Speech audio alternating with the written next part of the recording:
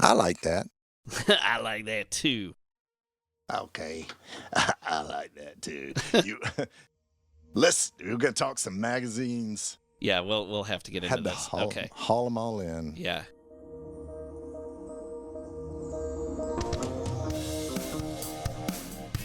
Hey everyone, it's Elliot. And Todd, welcome to Two Designers Walk Into a Bar, an ongoing conversation about pop culture and iconic design.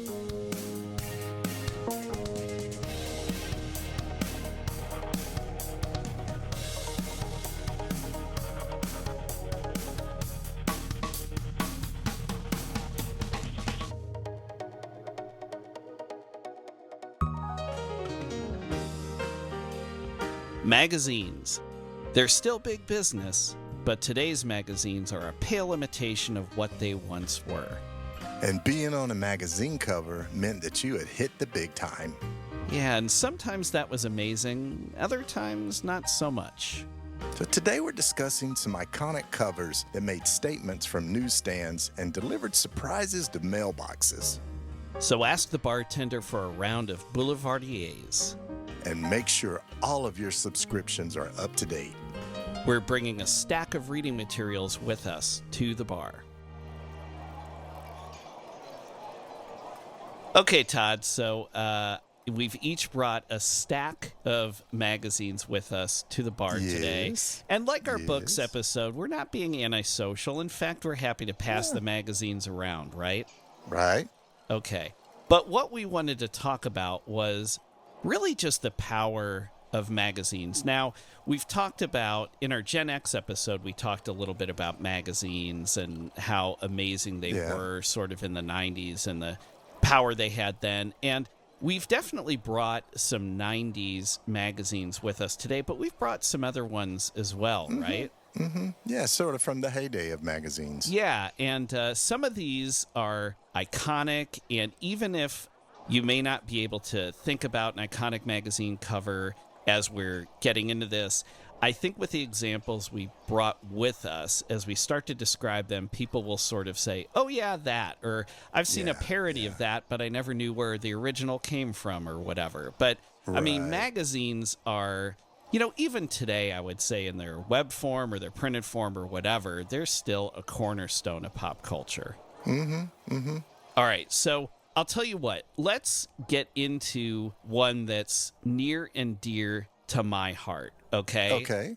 Okay. And this is a magazine that we have talked about overall from a design perspective in a prior episode. Okay. So I want to talk about the June 1997 issue of Wired magazine that had a one-word headline on it, and that word was pray.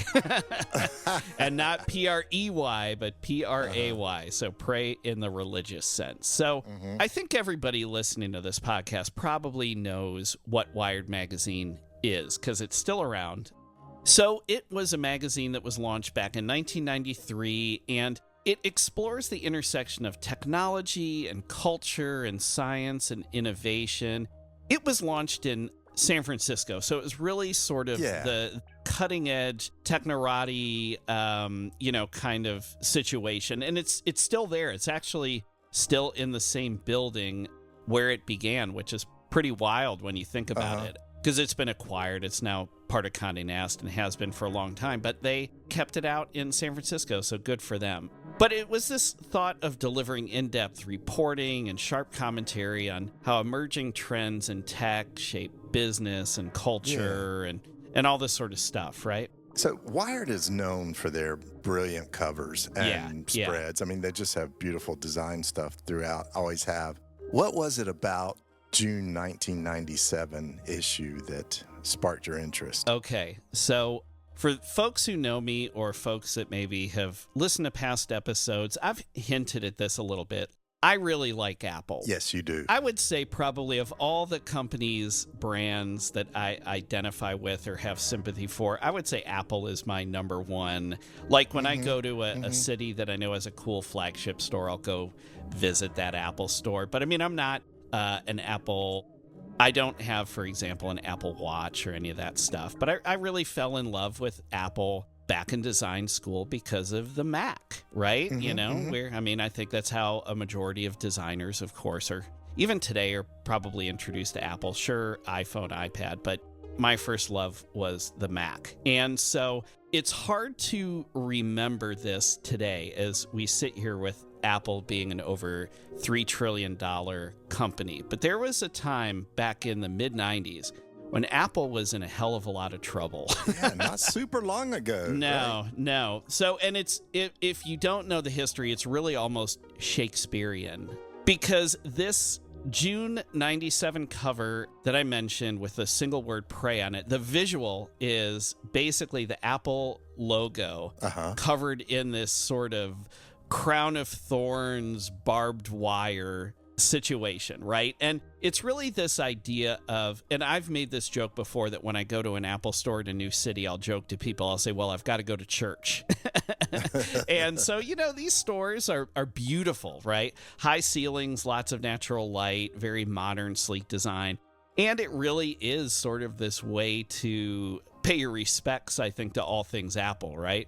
And so I think if you think about certainly Apple advocates in the 90s, although I think this term is less used today, but at the time they were known as evangelists, right? These devout followers. I mean, like, people were hired by Apple to go out and spread the gospel, essentially, and Apple referred to them as evangelists.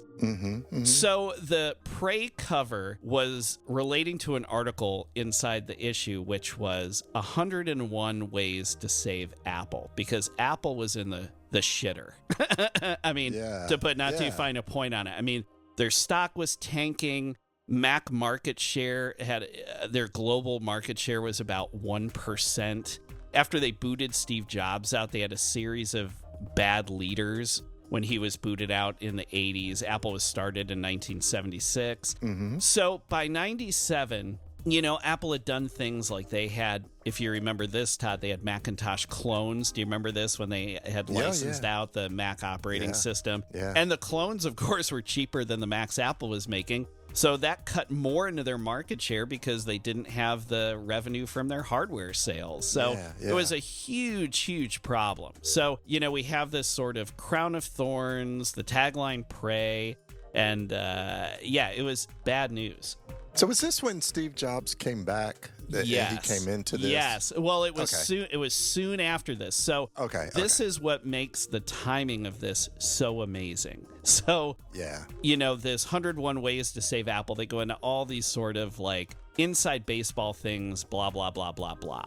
But then right after this issue dropped, Steve Jobs came in as a sort of quote-unquote consultant. So he was consulting with the then CEO, this guy named Gil Amelio. Well, needless to say, not too long after that, Amelio got booted. And that's when Steve Jobs, you remember when he was sort of like the CEO or the interim CEO? Right. But he wasn't the CEO. And everybody was like, come on, Yeah. And then, of course, he released the little cute gumdrop iMac, and then that led to the iPod, which of course led to the iPhone and the iPad, and the rest, as they say, is history, Todd. So in this case, the prayers were answered, I would say. They sort of did okay. Yeah, they're back in the saddle again. Yeah. It was really this, I mean, it's very hard to understand, but I mean, at this time, Apple was 90 days away from bankruptcy. Oh, wow. And then the way that, I'll give you the PC, no pun intended, story about how Apple was saved, and then I'll give you the real story of how Apple was saved. So, in addition to Steve Jobs coming back, Microsoft basically said, well, we've got to have Apple around, otherwise Windows will have a complete monopoly and the government will be on our ass and all this kind of stuff. So we're going to give Apple, I think the number was something around $132 million, because Bill Gates appeared at a Macworld event and everybody, of course, booed his giant face on the screen, and people were saying it was like the 1984 ad where, there was the giant face that appeared that the woman threw the hammer at and all this kind of jazz. But basically he said, we make Office for the Mac, and people still buy millions of dollars worth of our software, so it's in our interest for Apple to be around. We're gonna, give you a bunch of money and blah, blah, blah, blah, blah, right? So that was sort of the above board story. But the behind the scenes story was Microsoft had released a media player, and do you remember this? The Zune. Oh, no. Like a software. No. The Zune was way later. The Zune was the competitor, the awful competitor to the iPod. Yeah. No, this was like a software media player that in the early days of web video and CD-ROMs and all this kind of stuff. But the problem was basically what someone at Microsoft had done was they stole the code for QuickTime, reskinned it, and called it like a Windows media player or something like that. So basically Microsoft was getting sued, and this money that they were giving to Apple was their settlement. But then to save face, they said, oh, we're giving this to you because we want you to succeed. So I guess the prayers were answered in a couple of different ways. One via Steve Jobs coming back, and two via a cash infusion. So here we are. Yeah, that would do it, wouldn't it? Yeah. And as you said, the rest is history. And I think they did okay. I think they're going to be all right for a bit. I think so. But anyway, we'll post this and all covers we will post on our episode page. Right. And I have a feeling that designers of a certain age will look at it and say, oh, yeah, I remember that. Yeah. I've had a bunch of Wired issues over the years. I've recycled most of them, but this is one that I saved due to its poetic nature. I still have this in our archives. Well, I think that's an interesting tidbit that would sort of tie all of these magazine covers together that we're talking about. These would be ones that you would keep, and they're iconic for their point in time as well as their description of the editorial, the design, all that stuff. So I brought one that is from a little bit earlier, and I think everyone has probably seen this. I want to talk about the Rolling Stone January 1981 issue with John and Yoko on the cover. Oh, yeah. And John Lennon's been on the cover of Rolling Stone many, many, many times. He was on the very first. Yeah, I remember that. Yeah. With his that's because, army helmet.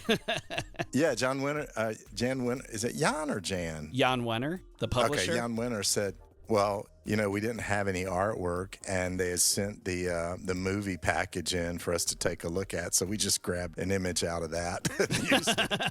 It's not like, hey, this is a really deep image here. But the one in 1981 has a whole lot more meaning to it, turns out.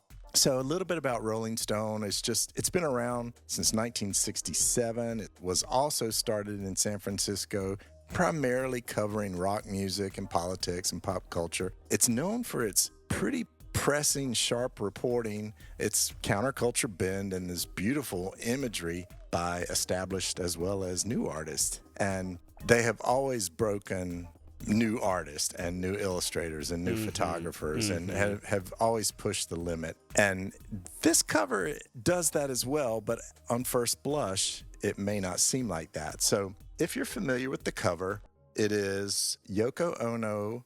She's lying down, looks like on the floor, hands above her head, and she's dressed kind of all in black. And her husband, John Lennon, is grasping on to her, and he's completely naked. And, it's sort of like, okay, what's he trying to say with this? But there's a little bit of a backstory here. So you probably know this, Elliot. Like at that time, John Lennon had been a stay-at-home dad for his son Sean, and he and Yoko had recently released a comeback album called Double Fantasy in November of 1980. And this was his first music in years. And so unfortunately, the record Double Fantasy, it stalled on the charts, and Rolling Stone promised a cover to promote their sort of resurgence.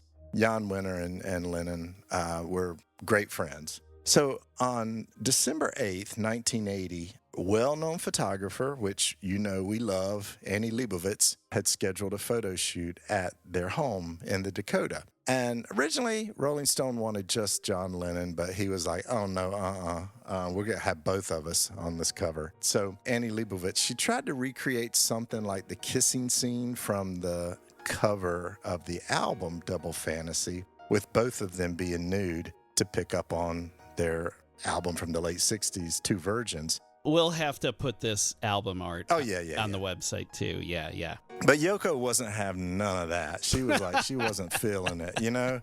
Okay. She wasn't having that. But John, on the other hand, was like, what? Okay. You know? Yeah, I'm all about it. So he curled up next to her, and this is a quote from Annie Leibovitz. She says, "You couldn't help but feel he was cold, and he looked like he was clinging onto her. I think it was amazing to look at the first Polaroid, and they were both very excited. John said, 'You've captured our relationship exactly. Promise me it'll be on the cover.'" So obviously it did turn out to be on the cover, but not for the story they had planned, because I think that date that I mentioned on the photo shoot probably rings a bell with a lot of people if they're fans of John Lennon, as the three of them were upstairs in the Dakota with this photo shoot. They were unaware that just 5 hours later, tragedy would strike. And as she was photographing the couple, Mark David Chapman was plotting to kill Lennon, which he did successfully later that night. So the photo on the cover, it was more than just a photo shoot. It became this sort of tragic prophecy in time, and the film was not even processed by the time the news broke. Sure, of course. Killing. Yeah. So, obviously it didn't come out the next day. It was about a month later. It was the January 81 issue, and they ran the cover with no text at all, just stark and somber and really silent. That's the only time that's ever happened to Rolling Stone. So they certainly could not have known anything like that would happen. And I don't know. I feel like while we're kind of lucky as viewers and as fans that Annie Leibovitz was the one doing this, because she's always creating iconic imagery. And, this just happened to tell a different story than what they originally had planned, but it told a much more poignant story in the end. Yeah, who was the art director at this point? Was it Mike Salisbury in the early 80s? Was he the art director of Rolling Stone? Yeah, that makes sense. I mean, I'm just curious, because I do think probably he didn't have, running the cover without any additional text. I mean, any music fan knew instantly what the meaning would be. Oh, yeah. So I think Jan Wenner being such a, he was, I'm sure, gutted when this happened. So, I mean, it was very obvious. A couple things I want to add. So the first thing is, I have an Annie Leibovitz cover as well that we'll talk about a little bit later on. Yeah. So, I mean, she definitely plays a huge part, in magazine photography, without a doubt. But then the second thing, looking at this particular photo, is I think it's interesting that Yoko Ono's outfit is basically Steve Jobs' iconic outfit, right? You got the long sleeve black turtleneck and jeans, and I can't say if she's wearing New Balances or not because her feet aren't in the shot, but it's sort of this aha moment that I never really thought about till just now. Yeah, interesting. Yeah, interesting. Can we jump into one more before we grab our next round? Yeah. Okay. How about, let's go back. Since we're going back in time, Todd, let's go back to one of our favorite years. How about 1976? One of the years we've done an episode about. I love that we're gradually going backwards. We're just backsliding. We're just going to keep going backwards. Magazines did a great job then. So, I mean, it's only obvious that we would be talking about this era. Oh, yeah, absolutely. Okay, so I want to talk about, it's interesting. We've gone from illustration to photography, and now I want to hop back into illustration again here. Okay. For a huge illustration that's been parodied any number of times. And that is the New Yorker's View of the World from 9th Avenue cover. Do you remember this cover? Yes, you're so right. Yes, you're so right. So this was the March 29th, 1976 issue. And for those of you who don't know, The New Yorker is a magazine known for its richly reported journalism, cultural commentary, fiction, poetry, and of course, its distinctive cartoons. I have a New Yorker cartoon calendar sitting on my desk at work right now. And it offers a nuanced view of current events and the arts as well. And really, this is a magazine tailored for intellectually engaged readers who value thoughtful storytelling, wit, literary depth, that sort of thing. Yeah, and it's very clearly I don't get it. Yeah. You've never laid your hands on this. I do like the pictures. Yeah, and them cartoons is funny, but they need to have. It's not Mad Magazine. It's not all cartoons. Unfortunately, it's dead to me. Yeah, exactly.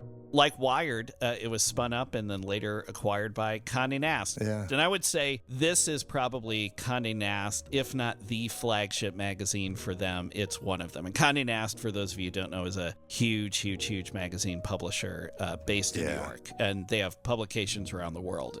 Obviously, with it being named The New Yorker, it has a New York-centric vantage point with certain things.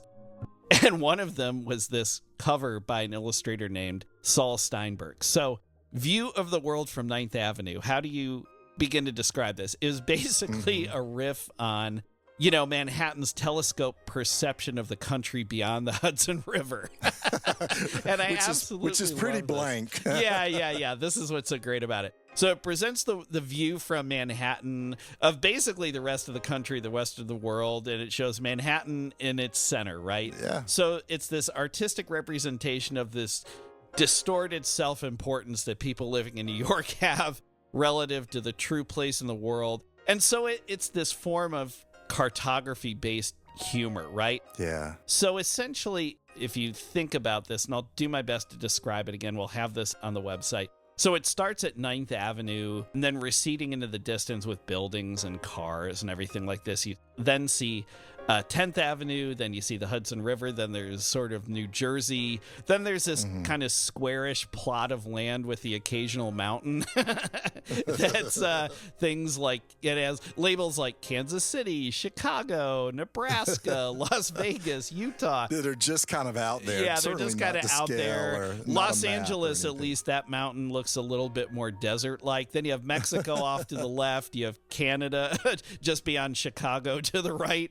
Then you have the Pacific Ocean, then you have like Japan, Russia, and China as these kind of white lumps of land in the distance. Like it's so great. Like I just love this cover so much. And you've seen it. Like there is no way anyone listening to this, even if you don't think you haven't seen this, you've seen it, or you've seen some variant of it, because it's been parodied by, among other magazines, The Economist, Mad, and The New Yorker has actually self-parodied it. So they've rebooted their own cover, which I think is always great.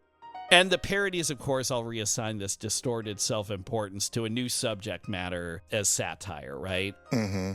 And then, of course, it's been boosted like most amazing things in pop culture without authorization in a variety of ways, right? So perception-based cartoons, though, this is the thing, this visual pun. Steinberg actually didn't invent this. No, really? There was this other illustrator named John T. McCutcheon, and the Chicago Tribune published a pair of illustrations that he made in 1922, and those are actually regarded as the inspiration for this work. And I think Steinberg has actually admitted that he was looking at this, but not to be outdone. So in all of that flyover country that in some way, shape, or form was captured in this illustration, right, you can find different illustrations with Silicon Valley as the center, Minneapolis as the center, San Francisco, Seattle, Baltimore, or even Princeton's campus for their alumni magazine. Everybody's done it. Yeah, basically. So we should do it for our podcast, I think. Yeah, that's right. And then have like Joe Rogan off in the distance or something. a view from the bar. Yeah, there you go. But Todd, I know you love Scandal. I do. Okay, so can I bring up a little bit of a scandal here related to this illustration? Okay. Please. I got my tea. Yeah, get ready. I see you rubbing your hands together in anticipation, just like I am with the round you're about to buy for us. But so let's talk about a film poster from the 80s, a movie with Robin Williams in the lead, and it was called Moscow on the Hudson. Do you remember this movie where he sort of played this Russian guy? Yeah. Okay. Yeah. So if you look at this poster, this film poster, and we'll put this on the episode page as well, it totally boosts the look and feel of this illustration. Oh, yeah. And I mean, it makes sense. Yeah. Moscow on the Hudson, set in New York. This is an iconic illustration of New York, so why wouldn't you do this? So Columbia Pictures rolls this poster out, but it violated the copyright of this illustration. Ah. So long story short, Steinberg takes Columbia Pictures to court, and lo and behold, it is actually not seen as fair use, and so Steinberg won. Yeah. I don't know what he won. We'll have to look that up. We can put that on the episode page as well as sort of an epilogue. But needless to say, though, he took on the big dogs with Columbia Pictures, and he won, and Columbia Pictures lost. Yeah. Yeah, that makes sense, Hey, listeners, you can't steal other people's copyright if you're making money off of it. Right. That's not fair use. So good on him. Good on Saul for that. Absolutely. And, hey, speaking of legal action, the bar sent me a letter because of our tab. I don't see how that's possible. Because you should be paying half? No, because if they had the money to hire a collection agency, they should have just hired a guy to work the door. I gotta admit, that wisdom deserves another round. Sounds good to me. We'll be right back.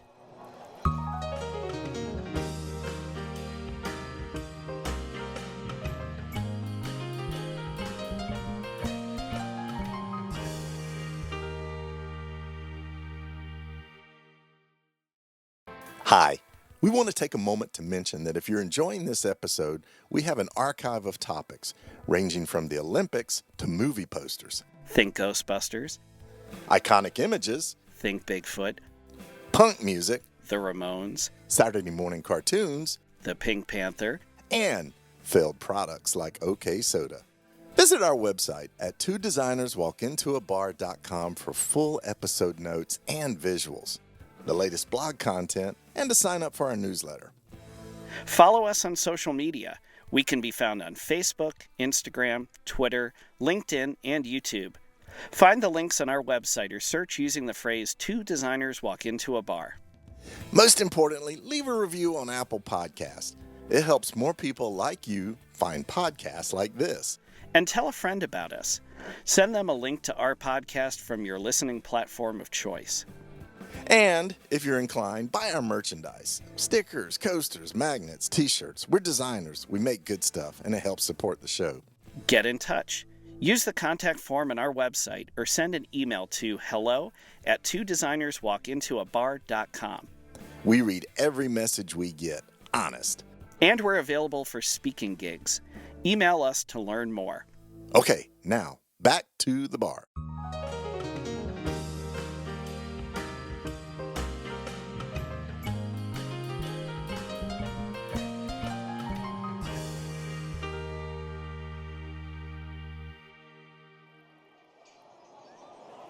All right, welcome back, everybody. And Elliot, you tricked me into another round, but I've got a little story about the ultimate trickster. You might know him as Tricky Dick, Richard Nixon. Ooh, okay, hit me. And you've talked about this president on our 1976 podcast. I have. The one good thing he did was he commissioned the best logo ever in the history of logos. Yeah. So I'm going to talk about, we continue to go a little backwards in time. I'm going to talk about the Esquire May 1968 issue. I can't wait till we get to Cave Paintings Monthly, which is going to be our magazine that we end with. Yeah, it's going to be 13 hours from now, so strap in, everybody. But I would say Esquire is an American men's magazine. It was actually founded as Esquire in 1933. It had a different life and then was bought, name changed, blah, blah, blah, in 1933. And it flourished during the Great Depression and World War II, and really is credited for pioneering the new journalism movement of the 60s. Okay. A little bit more aggressive journalism. Yeah, which Rolling Stone, as you mentioned earlier, they certainly picked up on that as well. Yes, yeah. So after just a quick but a drastic decline during the 90s, as a number of magazines were seeing, it revamped itself into a lifestyle-heavy publication and still go on about today, which you can find on your newsstands and certainly in your email boxes when you get digital notification. But I like this, though. Every magazine we've talked about not only has iconic design, they're still alive in the age of digital everything. Yeah. So this is pretty good. I like our track record so far. So far, we're doing pretty well. Okay. So the name of this cover is Nixon's Last Chance. And let me explain to you about this. Well, first thing I need to say, you're going to get this right away. Maybe some of our listeners know the name George Lois, the Esquire art director, renowned for his provocative, I did that in air quotes, like very provocative work. And he decided to have some fun with some Nixon stock photography and cosmetics. So what you see, of course, this is on our website, so you can easily look at it, but I'm going to describe it real quick for the vision in your mind. It's a profile picture of Richard Nixon. His eyes are closed, and then these four hands are coming in from the opposite side of the cover, holding lipstick and hairspray, a powder puff, and eyeshadow brush. And they appear to be working on his face. And the copy reads, Nixon's last chance. This time he'd better look right. And it's male hands and female hands, which I think is interesting. Yes, it is. It is. So here's the funny part about this. I think that's a pretty funny cover. And I didn't know much about Nixon. I think I was alive. Yeah, I definitely was alive when he was president, but it wasn't like I was aware of who he was. This was published while the 1968 presidential election was in full ugly force, so to speak. Yeah. Well, the candidates were Richard Nixon, Hubert Humphrey, and George Wallace as the independents. So yeah, it was a lot of face going on in that one, in that election.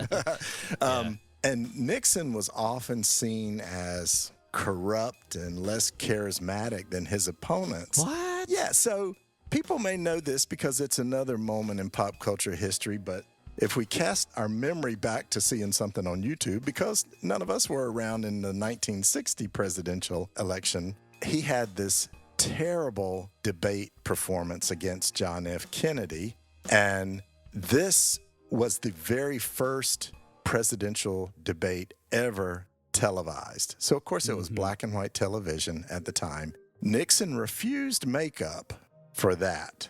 And he also had facial stubble, like 5 o'clock shadow that was showing through. And again, being a black and white television screen that you were watching this on, you probably would not have picked out a gray suit, a pale gray suit for Richard Nixon, but that's what he was wearing. So basically it looked like this dark, stubbly head was floating across the background because the background happened to be about the same tone as it's a like pale when gray the suit. weather reporter wears a green shirt or a green dress and floating head and hands with storm clouds or whatever. Yeah, I love that stuff. Exactly. Okay. Yeah. So basically, it couldn't get much worse for a televised presidential debate. I mean, this presaged, I think, in a lot of ways, this idea that we have today of politics as theater. Right? Yeah, the idea of politics, if you're going to win, you got to look good on TV. Yeah, and again, this was the first televised debate ever. And yeah, you could say it maybe couldn't get worse, but it could. And I want to add one more thing here, one more pop culture thing. At this point in time, because it was the first televised debate, there were still a lot of people who listened to presidential debates on radio because that was the habit. Yeah. And so basically, if you watched television, you felt Kennedy won. But if you listened to it on the radio, you thought Nixon won.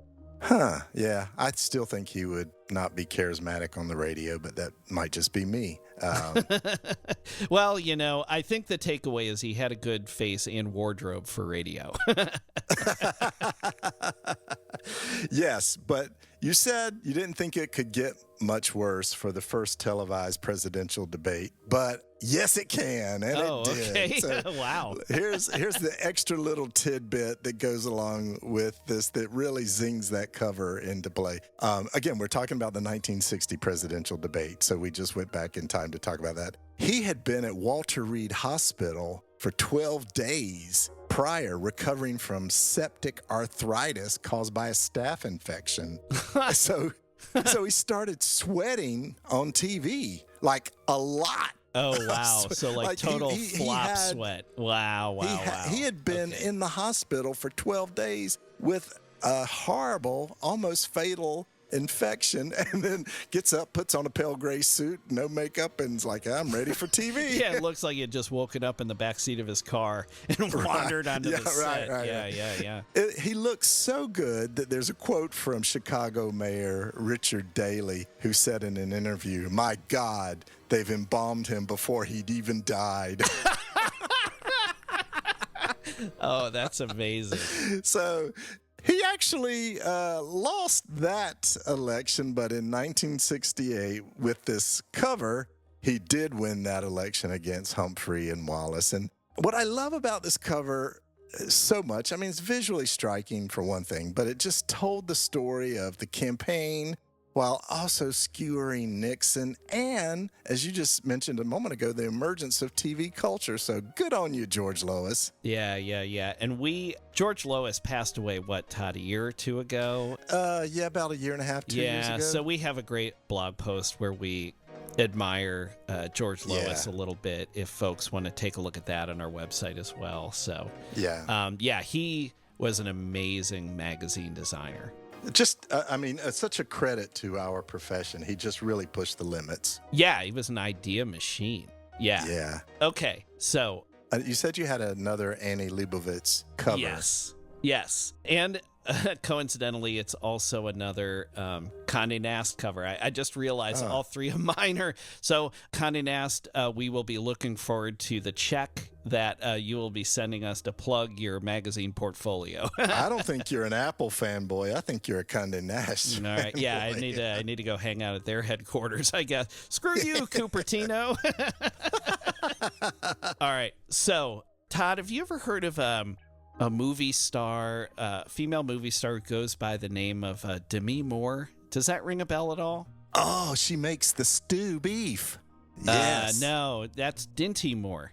Oh, is that her brother? Okay. It might be. I mean, there's probably a fortune to be made in Canadian stew or wherever he's. Yeah, I think she did a couple movies, right? She looks a little different than the brawny paper towel guy. Okay. But yeah. She did some movies. Yeah, she did. Something. She did.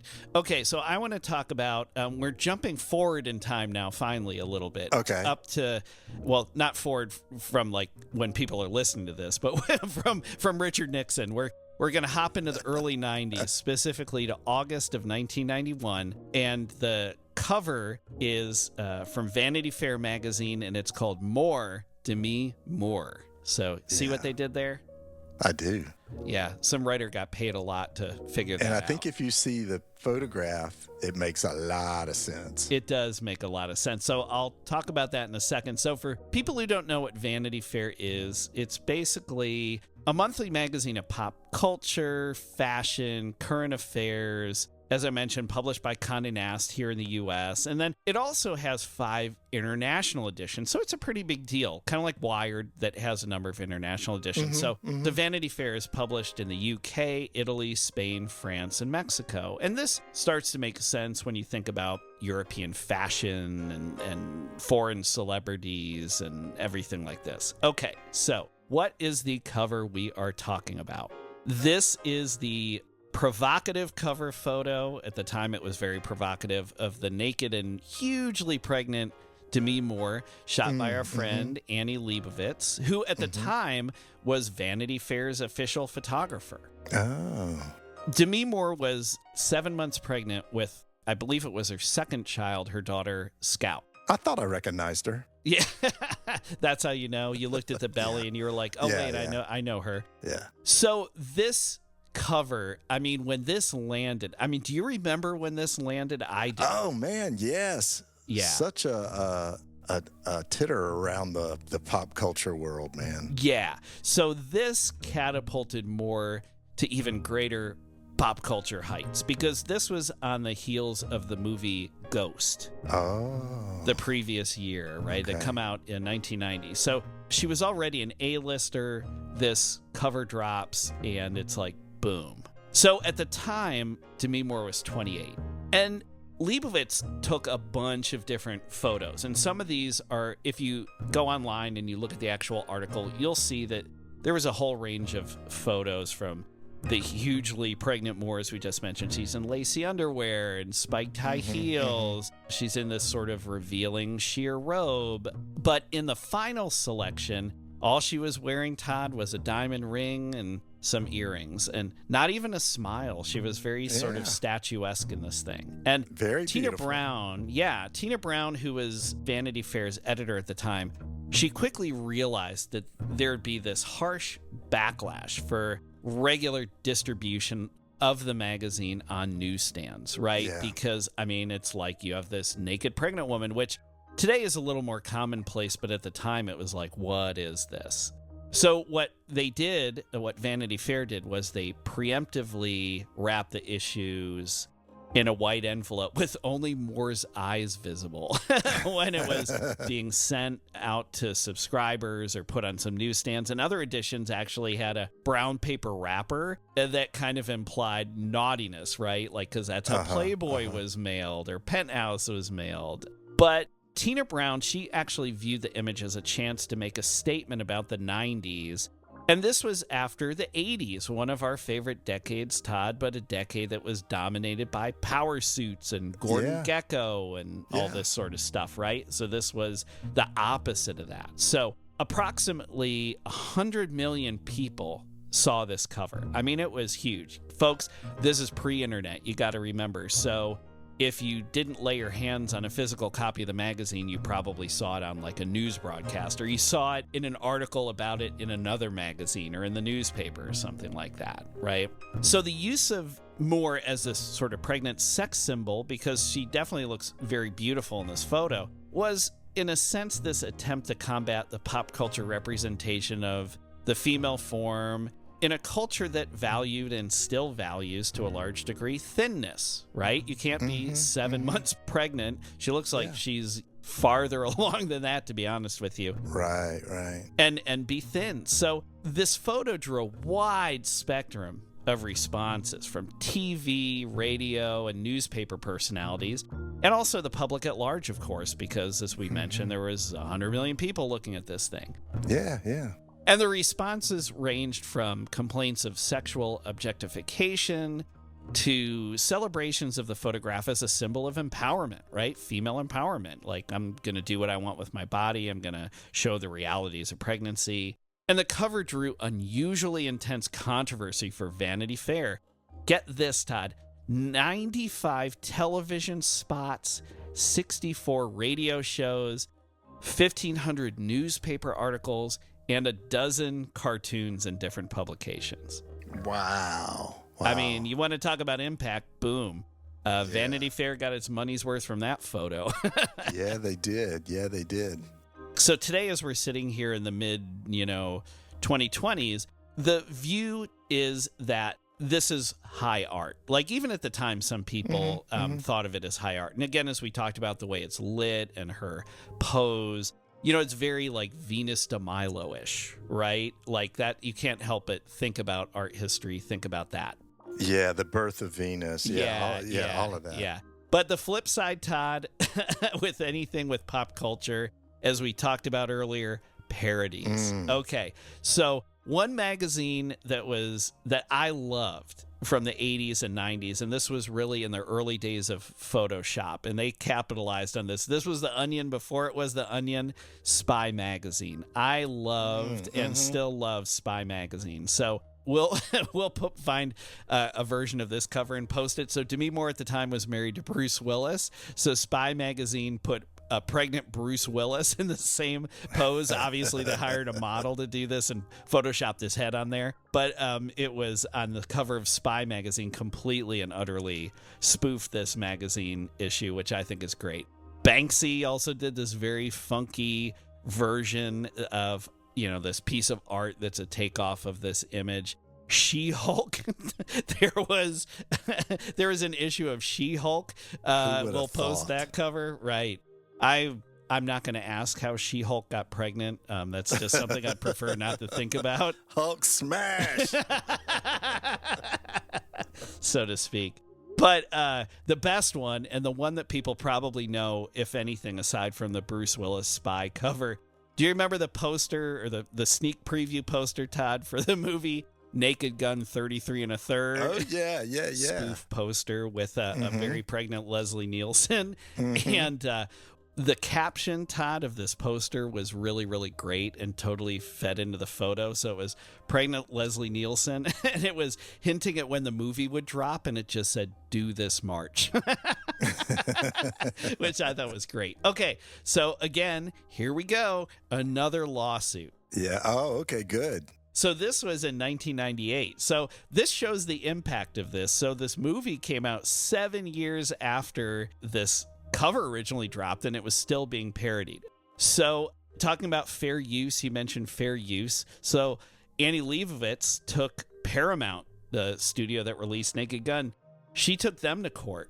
And what do you think happened? Do you think this is a case of fair use? She lost. She lost. The court decided that this was a very obvious case of parody because the lighting was different. It was a guy and not a gal. There was basically no mistaking.